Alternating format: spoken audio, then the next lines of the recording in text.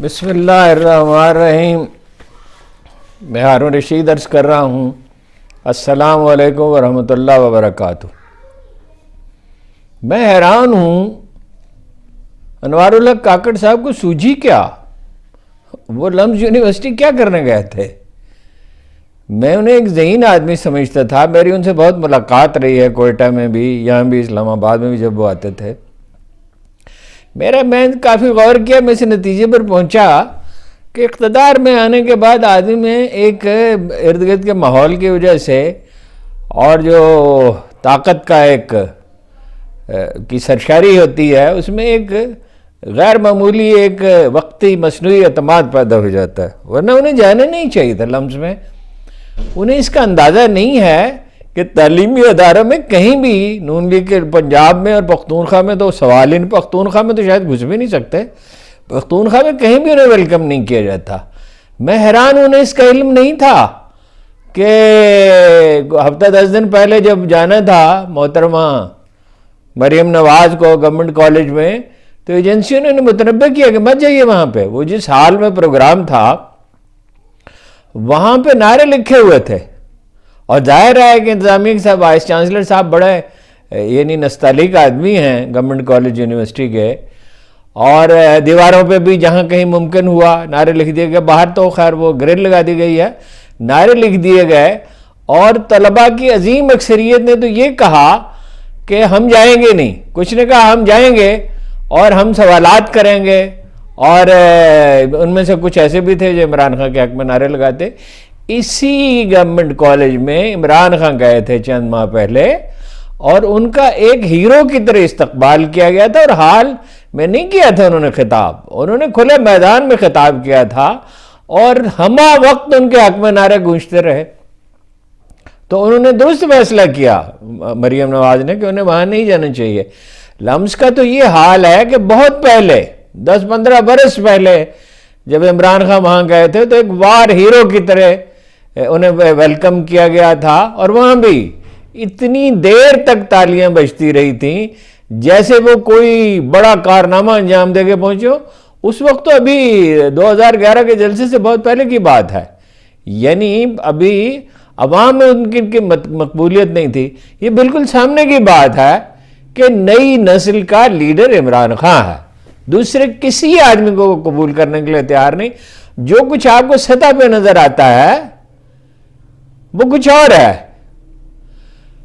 بھئی یہ جو 5-6 کروڑ ووٹر ہیں، 18 سے 6 کروڑ ہیں تقریباً، 10-15 لاکھ کم ہوں گے 6 کروڑ سے، 18 سے 24 سال کی عمر کے.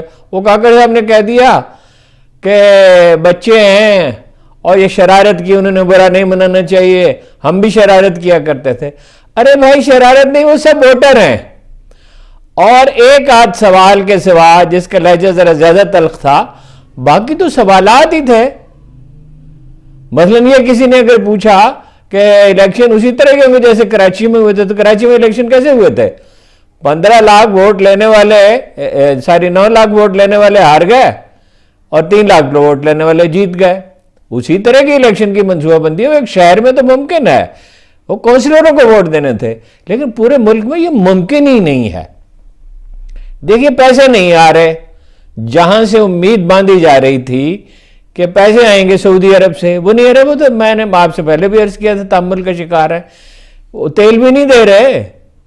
حالانکہ سعودی عرب اور پاکستان کے تعلقات ایسے ہیں کہ کبھی کرائسس ہوا تو ادھار پہ اپنا پیٹرول اور ڈیزل کے حصول میں تو کبھی دشواری نہیں ہوئی. لیکن بے یقینی میں کون سرمایہ کاری کرتا ہے؟ وہ جو 22,000 ایکڑ زمین، غالباً 22,000 ہی ہے، وہ پیش کی گئی تھی، اس میں بھی کوئی دلچسپی نہیں لے رہے. انہیں غالباً معلوم نہیں ہے کہ وہ بہت پہلے ایتھوپیا میں 10 لاکھ ایکڑ زمین لے چکے ہیں، اور وہ سعودی عرب کی ضرورتیں پوری کرنے کے لیے کافی ہے. آپ کو خود یہ کام کرنا ہے، زراعت کو جدید کرنا ہے.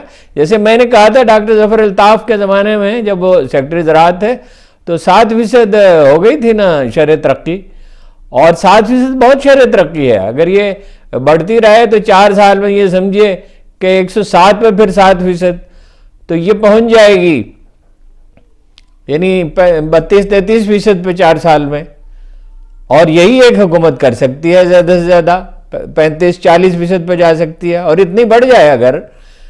بیج کا مسئلہ ہے نا بنیادی طور پر، لیزر لیبلنگ کا بھی مسئلہ ہے، پیسٹی سائیڈ کا بھی ہے، کھاد کا بھی ہے، کھاد مہنگی بک رہی ہے، بلیک میں بک رہی ہے، کوئی گرفت نہیں ہے حکومت کی۔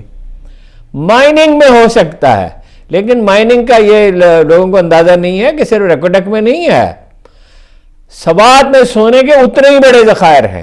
میں پوری ذمہ داری سے کہہ رہا ہوں، جن لوگوں نے یہ رپورٹیں بنائی ہیں میں ان سے ملتا رہا ہوں، اور نسبتاً ریکوٹک کی نسبت یہ زیادہ ہے، سطح زمین کے قریب ہے، اور گیس بھی ہے وزیرستان میں۔ لیکن ایک دن میں تھوڑی ہو سکتا ہے، وہ تھوڑی سی گیس ابھی سسٹم میں شامل ہو جائے گی، تو یہ بنیادی طور پر یہ تصور ہی غلط ہے کہ فوری طور پہ کہیں پیسہ مل جائے گا۔ کبھی آپ نے سنا ہے کہ امریکہ نے کسی کو $10 بلین دے دیے؟ پروجیکٹ کے لیے ہوتے ہیں پیسے، کسی منصوبے کے لیے مل سکتے ہیں پیسے، اس طرح پیسے نہیں مل سکتے۔ یہ پتہ نہیں کیا خیالی جنت بسا رہے ہیں۔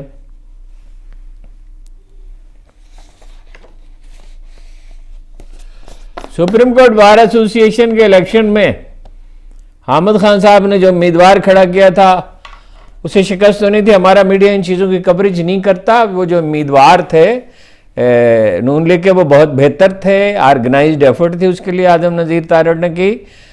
حامد خان صاحب جو ہیں وہ اب ان کی پریورٹی تحریک انصاف نہیں ہے، اگرچہ وہ خان صاحب کو کافی اعتماد ہے ان پہ، لیکن ان کی پریورٹی اپنی پریکٹس ہے، وکیلوں کی پالیٹکس ہے، اور تیسری ترجیح ہے ان کی تحریک انصاف۔ تو انہوں نے کوئی آرگنائزڈ ایفرٹ نہیں کی، اور امیدوار ایسا پیش کیا جو لوگ، میں اس سے زیادہ نہیں کہنا چاہتا، جو لوگوں کے لیے قابل قبول نہیں تھا۔ شیخوپورہ سے لے کے امیدوار کراچی یا اسلام آباد یا لاہور سے ہونا چاہیے تھا۔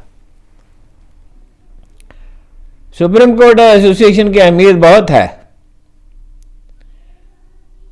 اس لیے کہ مقدمات میں بہرحال سپریم کورٹ بار کا نازک مسائل میں بڑا رول ہوتا ہے، وہ دباؤ پیدا کر سکتی ہے۔ لیکن بہرحال حامد خان صاحب نے بڑی غلطی کی۔ اس سے یہ واضح ہوا کہ کھمبے کو نہیں دیتے ووٹ لوگ، کم از کم پڑھے لکھے۔ ویسے تو بڑے شہروں میں اپنی اہمیت کھو چکی ہے نون لیگ، اپنی پاپولیرٹی کھو چکی ہے، اور بڑے شہروں کا اثر دیہات پہ ہوتا ہے۔ کراچی، حیدرآباد آپ گن لیجئے، سکھر، ملتان، لاہور، گجرانوالہ، فیصل آباد، گجرات، راولپنڈی، اسلام آباد، پشاور، اور چھوٹے شہروں میں بھی۔ اور یہ اب یہ تصور غلط ہے کہ دیہات میں کہا جاتا تھا کہ 60%، 70%، 80% آبادی رہتی ہے۔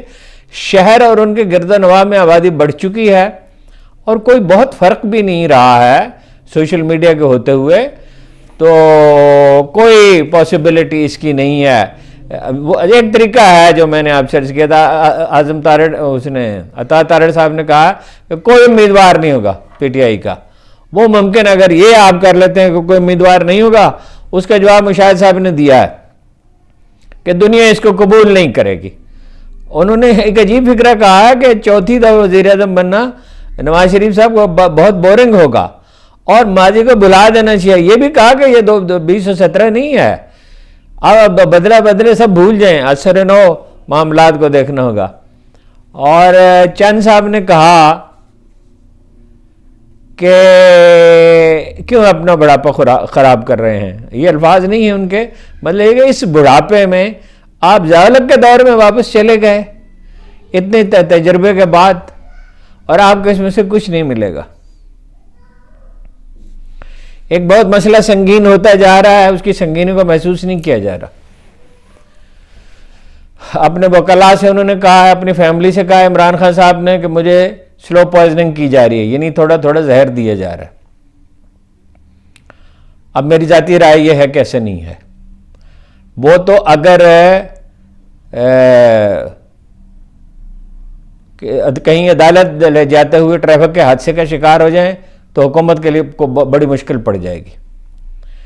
لیکن میں نے بات کی ہے لوگوں سے، تو وہ کہتے ہیں دیکھیے جی، وہ اپنا ڈاکٹر رضوان کا کیا ہوا، وہ جاوید چینی والے کا کیا ہوا، وہ مسعود چپراشی کا کیا ہوا؟ ظاہر ہے ان کے کھانے میں کچھ ملایا گیا تھا۔ مثلا وہ کہتے ہیں کہ چائنیز سالٹ جو ہے یہ ملا دیا جائے تو یہ اپنا دل کا دورہ پڑ سکتا ہے، کولیسٹرول والی کوئی چیز ملا دی جائے تو اس سے دل کا دورہ پڑ سکتا ہے. پھر ان کو وزیر آباد میں حملہ ہو چکا ہے، 4 گولیاں لگیں یہ کوئی، اور اس کی تفتیش نہیں ہو رہی، اور یہ جوڈیشل کمپلیکس میں ہوا. تو یہ جو شکوک و شبہات ہیں، اتنا سادہ حل ہے اس کا. یہ ٹی وی سے خبریں چلانے کا کیا فائدہ ہے؟ بڑی سہولتیں، 6 ڈاکٹر ہیں. 6 ڈاکٹر کیا کرنے ہوتے ہیں جی؟ ایک آدمی کو جو صحت مند ہو اس کو 6 ڈاکٹر کیا چاہیے؟ اور 3 میل نرسیں ہیں. 3 نرسیں کس لیے؟ اور ایک مشقتی ہے، اور 4 کمرے. 4 کمرے انہوں نے کیا کر رہے ہیں؟ وہاں انہوں نے مہمانوں کو ٹھہرانا ہے. بھائی سادہ مسئلے کا حل ہے کہ کھانا ان کے گھر سے آئے اور ڈاکٹر اس کے ساتھ آئے، اور ان کا اپنا ڈاکٹر ہو. اس میں رکاوٹ کیا ہے بھائی؟ یہ ایک پراپیگنڈے کا طوفان اٹھانے کے بجائے تمام سہولتیں حاصل ہیں. 10 لاکھ روپے کا سائیکل ہے، ان سے کہیں وہ اپنے سائیکل منگوا لیں گھر سے. میں نے ان کا دیکھا ورزش کا کمرہ، کئی ایک بار کیا بارہا دیکھا ہے، وہ بے شمار وہاں چیزیں پڑی ہوئی ہیں. کوئی 1 آدھ 2 چیزوں کی ضرورت ہوتی ہے. وہ جو کمرہ ہے اس میں انہیں اپنی ورزش کی مشینیں رکھنے دیں، اپنے ڈاکٹر سے منگوانے دیں سامان. سائفر کیس کا مسئلہ دلچسپ ہے. شاہ محمود قریشی کہتے ہیں کہ بھئی یہ کوئی بند کمرے کی سماعت تو نہیں ہے، خاندان کو آنے کی اجازت دی. کیوں نہ اجازت دی جائے؟ اور سب سے دلچسپ بات یہ ہے کہ جی وہ سائفر پیش نہیں کیا جا سکتا. پیش نہیں کیا جا سکتا بیسک ڈاکومنٹ جس پہ ہر چیز کا انحصار ہے. اگر وہ پیش نہیں کیا جا سکتا، مقدمہ کس چیز پہ چلایا جا رہا ہے جناب؟ ساری بات تو اس ڈاکومنٹ کی اسد مجید صاحب نے جو لکھ کے بھیجا تھا سائفر، کہ دھمکی دی گئی ہے کہ عمران خان کو ہٹاؤ تو پاکستان کو معاف کیا جا سکتا ہے، اور انہیں ہٹایا گیا. اور نیشنل سیکورٹی کمیٹی کی میٹنگ میں اسے مداخلت قرار دیا گیا، احتجاج کیا گیا. اب وہ جو ٹیکنیکل اصطلاحات ہے اس کو چھوڑیے، احتجاج کیا گیا امریکہ سے.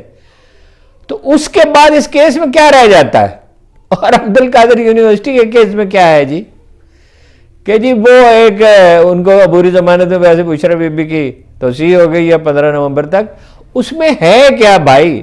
ایک یونیورسٹی بنائی گئی جس میں جو بورڈ آف ڈائریکٹر اس میں وہ دونوں شامل ہیں، مگر انہیں ایک دھیلا بھی نہیں ملے گا، کوئی گاڑی نہیں ملے گی، کوئی مراعات نہیں ملیں گی.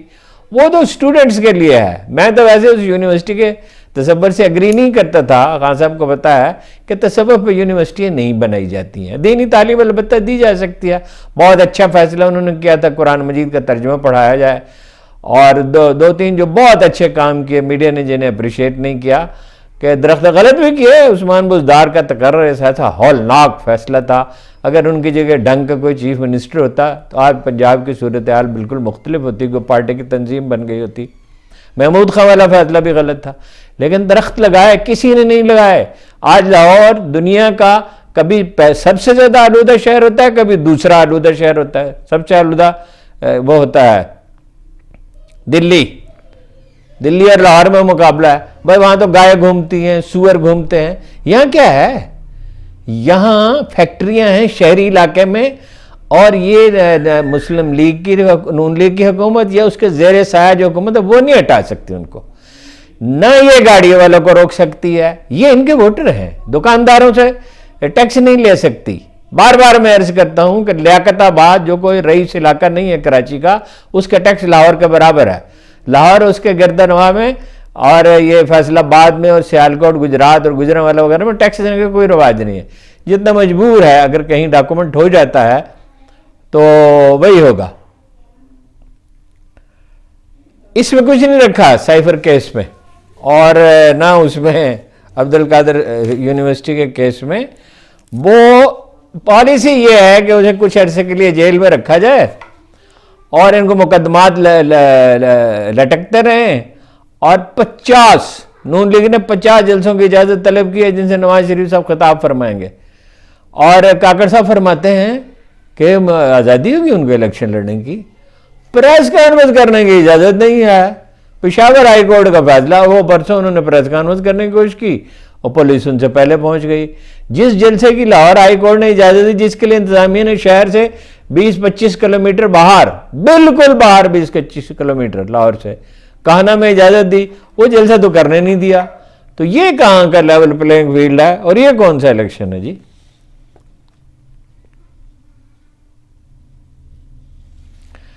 غلام سرور خان صاحب نے جو پریس کانفرنس کی ہے، جو کچھ شیخ رشید نے آج کہا ہے، غلام سرور خان ذاتی حیثیت میں مقبول خوش خلق آدمی ہیں، لوگوں سے گھلتے ملتے ہیں، اور گھلنا ملنا پالیٹکس کا 50% کامیابی کے انحصار اسی پہ ہوا. جناب علی کرم اللہ وجہ کا قول ہے کہ دانائی کا نصف لوگوں سے گھلنا ملنا ہے. یہ بات ان میں پائی جاتی ہے، سادہ آدمی ہیں، لیکن جس لب و لہجے میں انہوں نے اختیار کیا اور جس طرح وہ شامل ہوئے، اور جو شیخ رشید نے آج آرمی چیف کا نام لے کر اور ان کی ستائش کی بے پناہ، اور ISI کے چیف کا، اور 9 مئی کے واقعے پہ جو بہت سخت الفاظ انہوں نے استعمال کیے، تو اس سے ظاہر یہ ہوتا ہے کہ پنجاب میں لوگوں کو بھیجے، لوگ جا رہے ہیں اس میں ایسے استحکام پاکستان میں جو جا رہے ہیں جہانگیر ترین صاحب کی پارٹی میں، تو پنجاب میں بنے گی مخلوط حکومت، پنجاب ان کے حوالے نہیں کیا جائے گا. معاملات جو ہیں ان کے ہاتھ میں نہیں ہوں گے نواز شریف سے. اور مرکز میں تو سوال ہی پیدا نہیں ہوتا. مرکز میں وہ فرض کیجئے جس طرح بھی، اول تو میری سمجھ میں نہیں آتا یہ کیا کریں گے. 70-80 سیٹیں جیت لیں گے، 80 جیت لیں گے، حکومت بنائیں گے کیسے؟ پیپلز پارٹی اور جمعیت علماء اسلام کے بغیر. اور جمعیت علماء اسلام کو بھی پختونخوا میں ہمارے بعض دوست کہتے ہیں کہ وہ مقابلہ کرے گی PTI کا. PTI کا کیا مقابلہ کرے گی جمعیت علماء اسلام؟ پارٹیاں بٹی ہوئی ہیں، ان کے اندر مفاہمت نہیں ڈیولپ ہو رہی ہے، تو وہاں سے تو کچھ ملے گا نہیں. بلوچستان سے کچھ لوگ ہوں گے. بہرحال ان کی اگر کچھ وہ کر سکتے ہیں، ان کی حمایت سے کر سکتے ہیں، ان کی حمایت کے بغیر نہیں کر سکتے. مرکز میں بھی حکومت مخلوط بنے گی. اور وہ جو تھا نواز شریف صاحب، پہلے تو 2-3 تھے، انوکھا لاڈلا کھیلن کو مانگے 2-3 اکثریت مانگ رہے تھے. اکثریت بھی نہیں مل سکتی، اس کا سوال نہیں پیدا ہوتا. مولانا فضل الرحمان کا میں نے ذکر کیا، وہ کہتے ہیں مہاجرین جو ہے اس کو اپنا افغان حکومت سے بات کر کے تو کوئی لایا عمل بنانا چاہیے تھا، ایک طرفہ فیصلہ نہیں کرنا چاہیے تھا. اور جن کے پاس کاغذات ہیں انہیں بھی تنگ کیا جا رہا ہے. وہ کیا شعر ہے کہ آخر شب دید کے قابل تھے بسمل کی تڑپ، صبح کوئی اگر بالائے بام آیا تو کیا.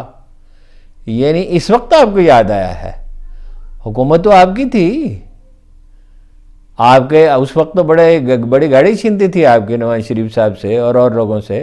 صبح آپ کے حوالے کیا گیا تھا، تو آپ کوشش کرتے نا جی، کوئی لایا عمل بناتے، کوئی فارمولہ پیش کرتے، قابل تشریف لے جاتے. آپ کے تو بڑے اچھے تعلقات ہیں ان کے ساتھ، آپ کے مکتب فکر کے لوگ ہیں. تو یہ گونگلوں سے مٹی جھاڑنے کا کیا کاروبار ہے؟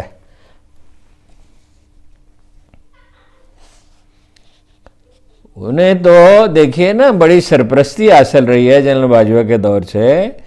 انہیں جلوس نے اس طرح جلوس انہیں لانے کی اسلام آباد میں اجازت دی گئی تھی، کوئی روکنے ٹوکنے والا نہیں تھا. اور اپنے پسندیدہ اخبار نویسوں کو بتاتے تھے کہ میں عمران خان کو رخصت کر کے جاؤں گا. جب گئے بھی تو کہا کہ بندوبست ہو گیا ہے.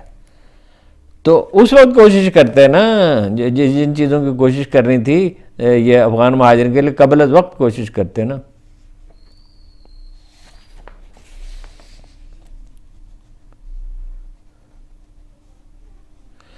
سپریم کورٹ نے نچلی عدالتوں کو یعنی ٹرائل کورٹس کو اس پہ نیب ریفرنسز پہ حتمی فیصلے سے روک دیا ہے. اس سے ہم یہ گمان کرتے ہیں، یہ کہا ہے کہ کارروائی جاری رکھیں، مگر ضمانت کا حق دے دیا ہے. یہ پوچھا گیا چیف جسٹس صاحب نے غالباً پوچھا کہ کتنی ترامیم جو ہیں وہ کل عدم قرار دی گئی ہیں، یعنی جو بینچ بنایا تھا سابق چیف جسٹس نے.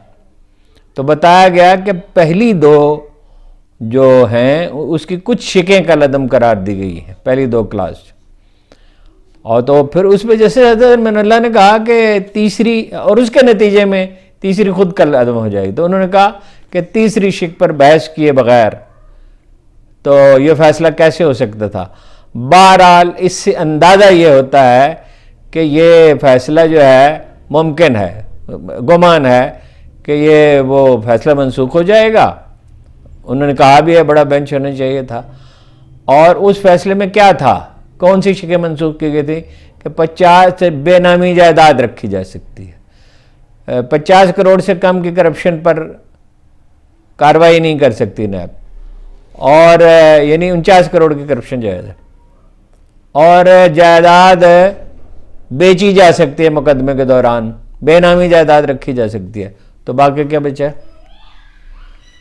اور اس میں یعنی یہ طے ہو جائے گا کہ سپریم کورٹ آئندہ سے مداخلت نہیں کر سکتی, جو بھی حکومت آئے جو چاہے قانون سازی کرے.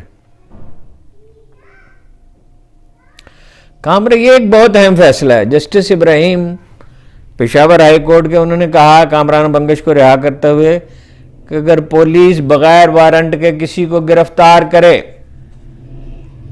تو کرنے کے لیے آئے تو اس کے ہاتھ پاؤں باندھیں اور عدالت کو اطلاع دیں. مشاہد صاحب کا میں نے جو تبصرہ آپ کو بتا دیا. ایک بہت اہم چیز یہ ہے کہ اسرائیل ناکام ہو گیا.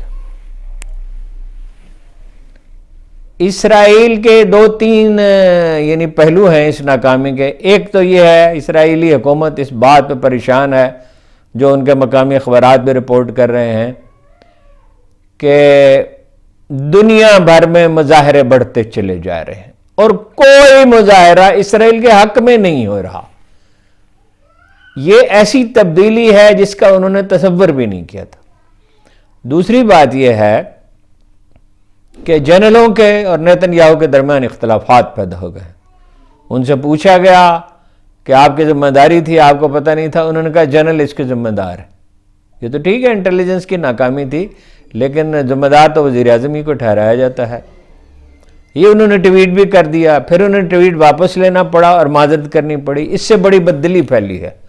چنانچہ جس فوج نے اتوار کو حملہ کیا تھا وہ پسپا ہوئی ہے, ٹینک تباہ ہوئے ہیں, اور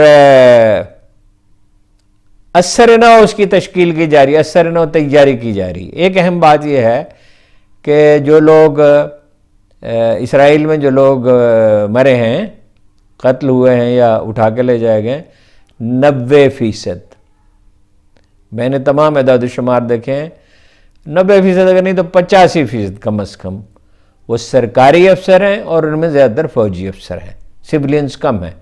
اس کے برعکس جو فلسطینی شہید ہوئے ہیں اس میں 3/4 کے قریب عورتیں اور بچے ہیں, اور جنگجوؤں کا نقصان زیادہ نہیں ہوا. اور اب ہم انتظار کر رہے ہیں کہ ایرانی حکومت کیا کرتی ہے اور حزب اللہ کے جناب حسن نصر اللہ کیا کرتے ہیں. بہرحال ان کا نقصان بہت کم ہوا ہے. انہوں نے بہت پہلے سے سوچ سمجھ کر, حماس کے لوگوں نے ٹھکانے بنا لیے تھے اپنے. اب یہ کیا جا رہا ہے اسرائیل میں کہ جو نئے کوئی 1 لاکھ کے قریب لوگ جو مائیگریٹ کر کے آئے تھے پچھلے برسوں میں, شہریت وہاں آسانی سے نہیں دی جاتی ہے, زیادہ تر افریقی ہیں, تو ان کو بڑا تیزی کے ساتھ پروسیس کر کے اور جلدی جلدی مختصر سی تربیت دے کر, وہاں تو ویسے لازم ہے فوجی تربیت ہر شہری کے لیے, انہیں بھیجا جا رہا ہے. ان کے لیے انسینٹو یہ ہے کہ شہریت مل جائے گی. لیکن جس طرح یہ ہمارے ہاں صرف اجاگر کیا جاتا ہے بچوں کی اور خواتین کی اور سولینز کی شہادت کو, وہ ٹھیک ہے اپنی جگہ پہ کرنا چاہیے اجاگر, لیکن جنگ کی صورتحال نہیں بتائی جاتی. جنگ میں کوئی کامیابی انہیں نہیں ملی ہے, اور قیدی جو بنا لیے گئے ہیں, جو بعض لوگ کہہ رہے ہیں 500 کے قریب ہیں, اور بعض دعوے یہ ہیں ان کے کہ 300 ہیں, کچھ لوگ اس سے کچھ ذرا کم تعداد بتا رہے ہیں. ان کے خاندان جو ہیں وہ میدان میں نکل آئے ہیں اور وہ کہتے ہیں 10,000 جو قیدی ہیں وہ رہا کرو. دیکھیں وہ اسرائیل میں تو لوگ جنگ کا اس طرح کا تصور نہیں رکھتے جیسا مسلمان رکھتے ہیں, کہ وہ ان کی مائیں جو ہیں وہ اپنے بیٹوں کی شہادت پہ فخر کرتی ہیں, ان کے باپ اور ان کی بہنیں اور ان کے عزیز و اقارب, اور ہر کہیں سے آپ کو قرآن کریم کے پڑھتے ہوئے لوگ نظر تلاوت کرتے ہوئے لوگ ذوق و شوق سے نظر آتے ہیں. اس طرح کی مصیبتیں انہیں پسند نہیں ہیں، انہوں نے گوارا نہیں ہے، وہ نہیں اٹھا، جھیل نہیں سکتے وہ۔ یہ مسلمان سولجر کی یہ جو خصوصیت ہے مجاہد کی، یہ ہمیشہ باقی رہے گی، یہی اس کا سب سے کارگر ہتھیار ہے۔ جی تو چاہتا تھا اس پہ بہت تفصیل سے بات کروں، بات لمبی ہو گئی، آپ کا بہت بہت شکریہ۔